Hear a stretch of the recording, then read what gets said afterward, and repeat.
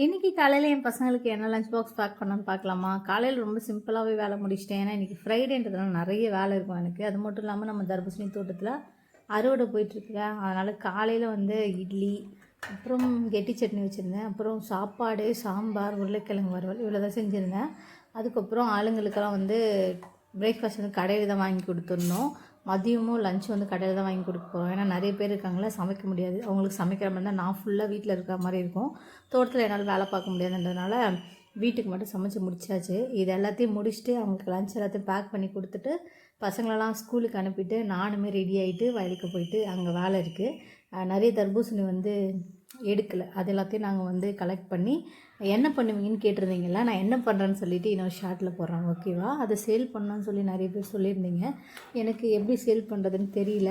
உங்களுக்கு ஏதாவது டிப்ஸ் தெரிஞ்சால் எனக்கு சொல்லுங்கள். எங்கே போய் சேல் பண்ணுறதுன்னு எனக்கு தெரியல. அதனால் நாங்கள் வந்து அப்படியே தான் வச்சுருக்கோம். என்ன பண்ணுன்னு தெரியல.